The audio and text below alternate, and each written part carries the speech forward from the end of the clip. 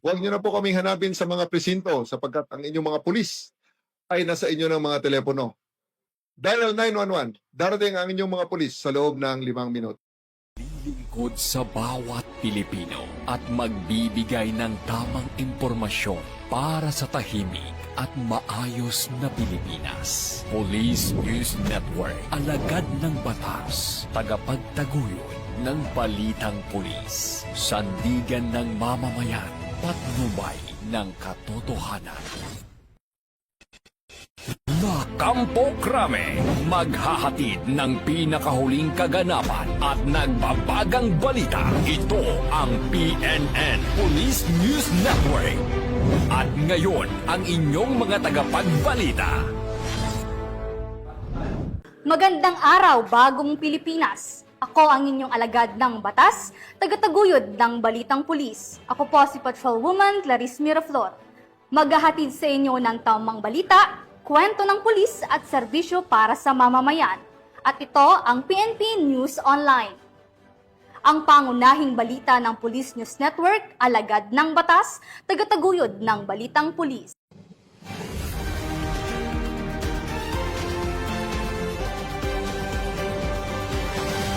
Narito ang mga balitang hatid ng ating PNN correspondents mula sa iba't ibang panig ng bansa.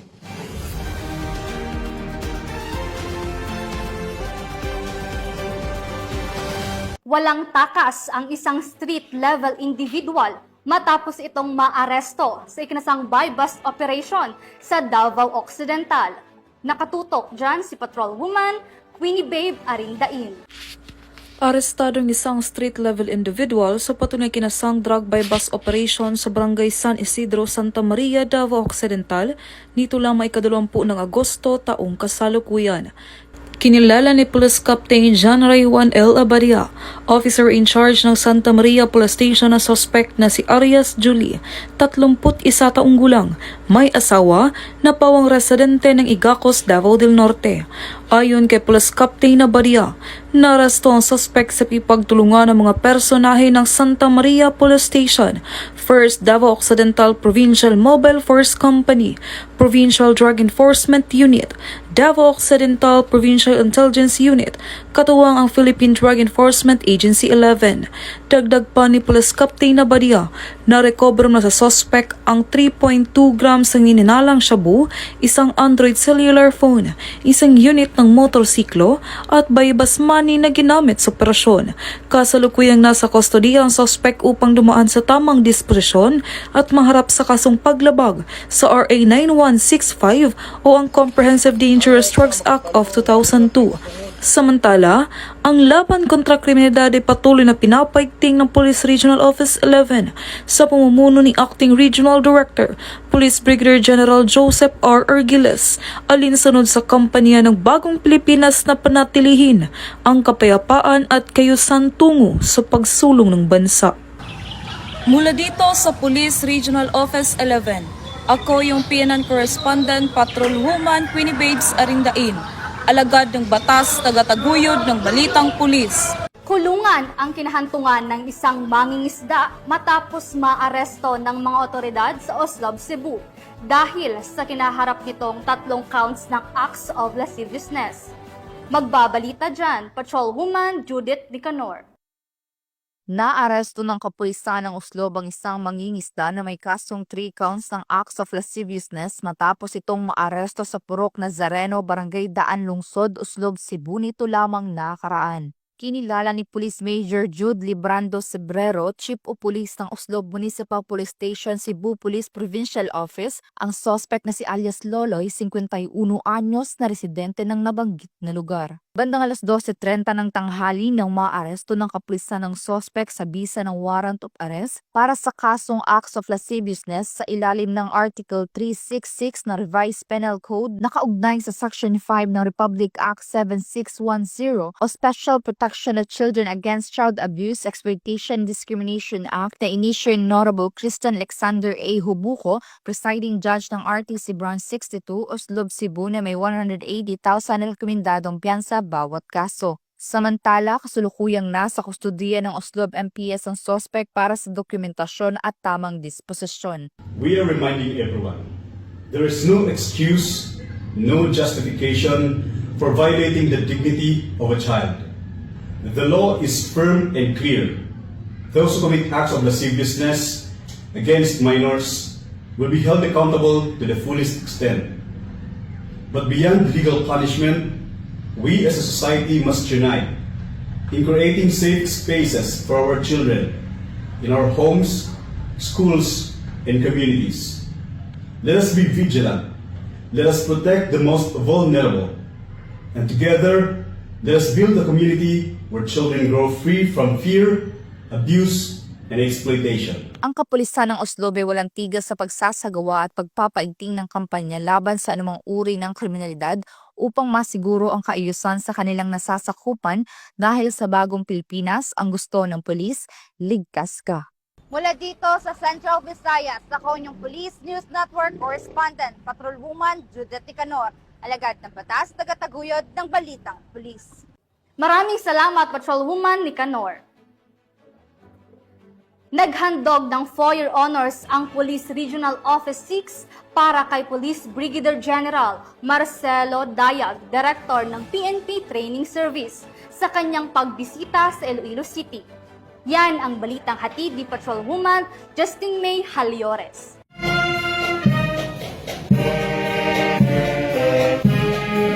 Pinarangalan ng Police Regional Office 6 si Police Brigadier General Marcelo B. Dayag, Direktor ng PNP Training Service, sa pamamagitan ng mainit na 4-year honors sa kanyang opisyal na pagbisita nito lamang ika-20 ng Agosto taong kasalukuyan sa Camp General Martin Teofilo B. Delgado, Fort San Pedro, Iloilo City. Mainit siyang sinalubong ni Police Brigadier General Josefino Diligan, Regional Director ng Pro 6, kasama ang Command Group, Regional Staffs, Regional Chiefs ng NSU at iba pang personnel ng Pro 6. Bilang bahagi ng aktibidad, nasaksihan ni Police Brigadier General Dayag ang isang simulation exercise na nagpapakita ng kakayahan ng Pro 6 na magresponde sa loob lamang ng 5 minuto.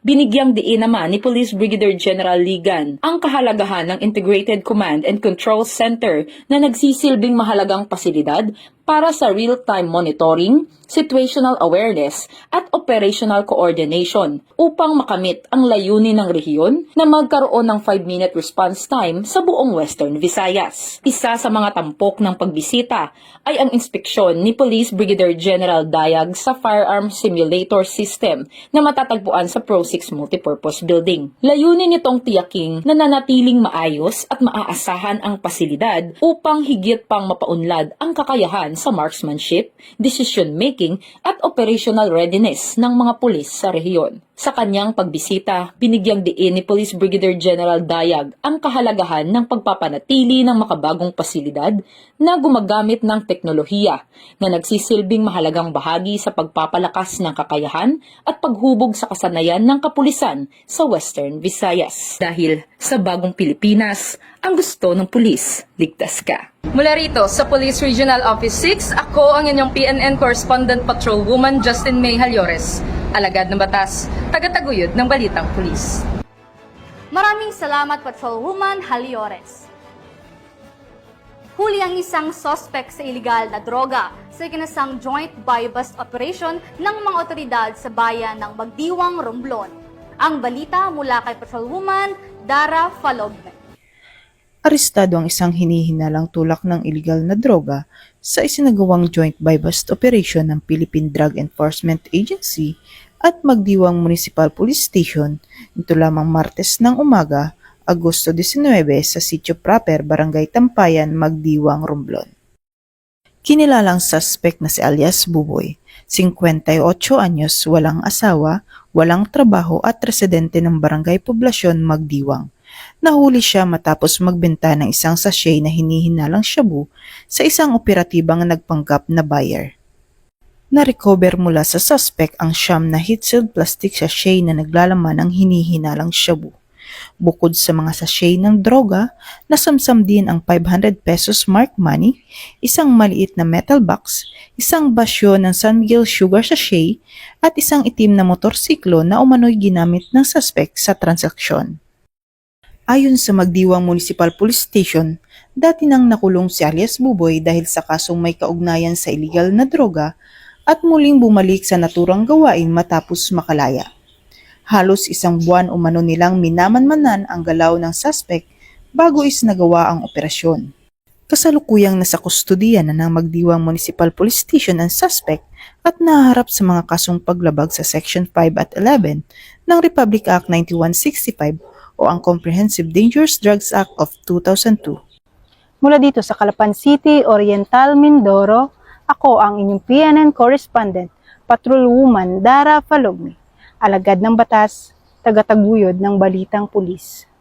Nasa kote ang isang regional most wanted person sa isinagawang manhunt operation para sa kasong murder sa Valenzuela City. Ang ulat mula kay Patrolwoman Mark Lawrence Atencio. Arestado ang isang most wanted person ng regional level sa isinagawang manhunt operation ng Taytay Municipal Police Station, katuwang ang Provincial Intelligence Team Rizal sa Barangay Bignay, Valenzuela City. Kinilala ang naarestong akusado na si alias Cel at kasalukuyang naninirahan sa Barangay Bignay, Valenzuela City. Ang naturang operasyon ay isinagawa dahil sa bisa ng warrant of arrest na inilabas ng Regional Trial Court Branch 52, Talibon, Bohol para sa kasong murder kung saan walang inirekomendang piyansa. Dagdag pa dito, kasalukuyan nakapiit sa Taytay Custodial Facility para sa tamang dokumentasyon at disposisyon. Ang Rizal PNP ay patuloy sa paghahanap sa mga taong mayroong pagkakasala sa batas upang mapanatili ang ligtas at maayos na komunidad. Mula dito sa Calabarzon, ako ang inyong Police News Network correspondent, Patrolman Mark Lawrence Atencio. Alagad ng batas, tagataguyod ng balitang pulis. Maraming salamat, Patrolwoman Atencio. Dalawang babae ang naaresto matapos mahuli sa aktong nagsasagawa ng iligal na abortion sa bayan ng Bocaue, Bulacan. Nakibalita dyan si Patrolwoman Pearl Crystalline Javier. Arestado ng mga tauhan ng Bocaue Municipal Police Station ang dalawang babae matapos mahuli sa aktong pagsasagawa ng ilegal na aborsyon sa ikinasang entrapment operation sa Barangay Binyang, Bocaue, Bulacan. Kinilala ni Police Lieutenant Colonel Virgilio D. Ramirez, Acting Chief of Police ng Bocaue Municipal Police Station, ang mga suspect na sina alias Jess, 36 anyos, residente ng Bocaue, Bulacan, at alias Tina, 20 anyos, residente ng Norzagaray, Bulacan. Nagsimula ang operasyon matapos makatanggap ng sumbong ang Women and Children Protection Desk hinggil sa ilegal na gawain ng mga suspect. Ikinasa ang surveillance at entrapment operation kung saan naaktuhan si alias Jess na isinasagawa ang aborsyon kay alias Tina. Agad na dinala ang dalawa sa pinakamalapit na ospital para sa kinakailangang medikal na atensyon. Na-recover sa lugar ang iba't ibang aparato at mga gamot na ngayon nasa kustodiya ng otoridad para sa wastong disposisyon. Nahaharap ang mga suspect sa kasong paglabag sa RA 7392 o Philippine Midwifery Act of 1992, RA 10354 at mga kaukulang probisyon ng Revised Penal Code ukol sa aborsyon, gayon din sa Article 2, Section 12 ng 1987 Constitution.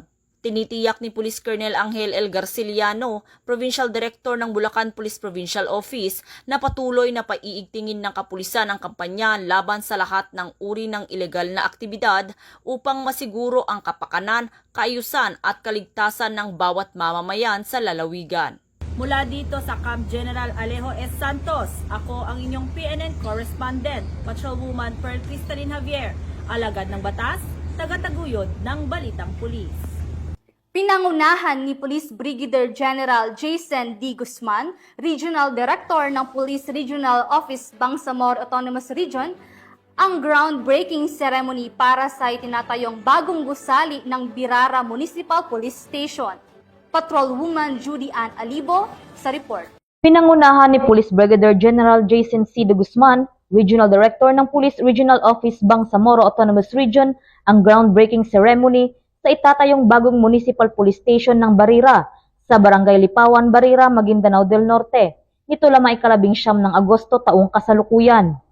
Ang naturang seremonya ay dinalohan din ni Honorable Abdul Rauf D. Tumawis, Municipal Mayor ng Barira, Maguindanao del Norte, barangay officials, katuwang ang BFP at iba pang personahe ng Maguindanao del Norte PPO. Ang bagong istasyon ay magsisilbing sentro ng mga gawaing nakatuon sa pagpapanatili ng kapayapaan at kaayusan sa buong munisipalidad ng Barira. Aniya ni Police Brigadier General De Guzman ang kalagahan ng pagkakaroon ng isang modernong istasyon ng pulisya upang mas mapabuti ang serbisyo ng kapulisan sa komunidad. Ang istasyon na ito ay hindi lamang isang gusali, ito ay simbolo ng aming pangako sa pagpapanatili ng kaayusan at kapayapaan sa Barera.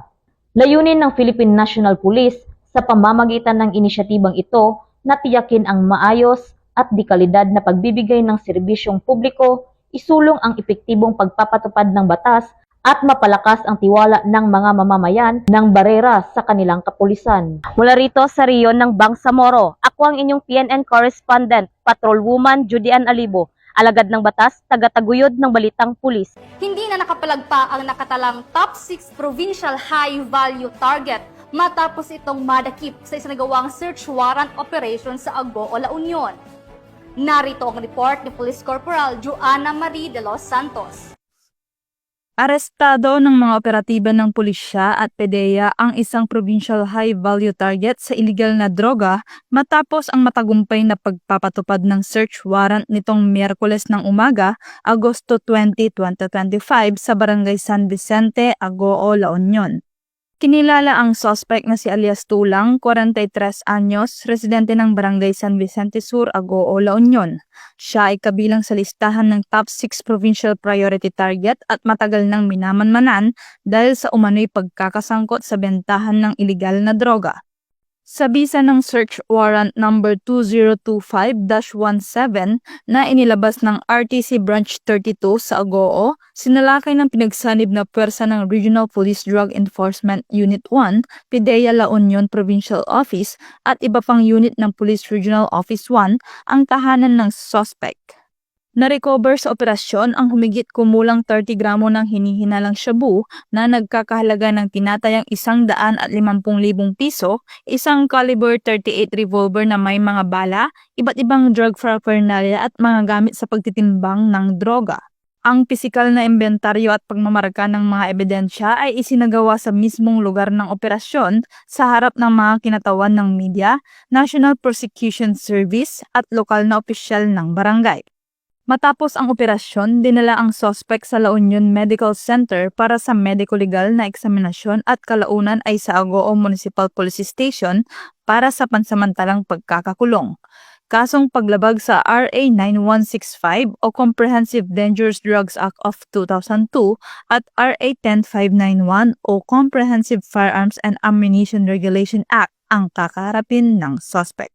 Pinapayuhan naman ang publiko na manatiling mapagmatsyag at agad ipagbigay alam sa mga otoridad ang anumang kahina-hinalang gawain sa kanilang komunidad upang patuloy na maisulong ang isang ligtas, maayos at malayang pamayanan na walang banta ng iligal na droga. Mula dito sa Ilocos Region, ako ang inyong PNN correspondent, Police Corporal Joanna Marie N. de los Santos, alagad ng batas, tagataguyod ng Balitang Pulis. Isang malaking karangalan ang naiuwi ng Cagayan Police Provincial Office matapos itong kilalanin bilang Best Police Provincial Office sa pagdiriwang ng ika-124th Police Service Anniversary ng Philippine National Police. Ang ulat mula kay Patrolwoman Richelle Ledesma. Muling nasungkit ng Cagayan Police Provincial Office ang Best Police Provincial Office sa kamakailang ipinagdiwang ang Police Service Anniversary. Personal na tinanggap ni Police Colonel Mardito Gianguluan, Provincial Director, ang plaque na iniabot ni Pangulong Ferdinand Bongbong Marcos. Nasungkit ng Cagayan Police Provincial Office ang plaque dahil sa kanilang husay sa operational administrative accomplishment. Dagdag niya na ang karangalan ay hindi para sa kanya, kundi para sa taong bayan. Labis din ang pasasalamat ni Police Colonel Anguluan sa bawat miyembro ng Cagayan Cops dahil buong puso nilang ginampanan ang kanilang tungkulin bilang alagad ng batas ay magserbisyo sa publiko alinsunod sa mga lituntunin ng organisasyon at ng saligang batas. Ang bawat karangalan ay refleksyon ng pagkakaisa ng miyembro ng kapulisan at bukal sa loob ng pagseserbisyo sa pamayanan upang mapanatili ang ligtas at payapang bagong Pilipinas. Mula dito sa Lambak ng Cagayan, ako ang inyong PNN correspondent, Patrolwoman Ledesma, alagad ng batas, tagataguyod ng Balitang Pulis. At iyan ang mga balitang nakalap ng ating PNN correspondents mula Luzon, Visayas at Mindanao. Sa ngalan ng pamunuan ng Philippine National Police, sa pangunguna ni PNP Chief Police General Nicolas Torre III at sa pamumuno ni President Ferdinand Bongbong Marcos Jr., kami ay maglilingkod sa bawat Pilipino at magbibigay ng tama at balanseng balita. At sa mga mahal naming kababayan, huwag na kayong maghanap ng pulis sa presinto sapagkat kami po ay nasa inyo ng mga telepono. Tumawag sa 911, darating kami sa loob ng 5 minuto. Mula rito sa tanggapan ng tagapag-ugnay ng pambansang pulisya, ako ang inyong alagad ng batas, tagataguyod ng Balitang Pulis. Ako po si Patrolwoman Clarice Miraflor. Maghahatid ng tamang balita, kwento ng pulis at serbisyo para sa mamamayan at ito ang PNP News Online, ang pangunahing balita ng Police News Network.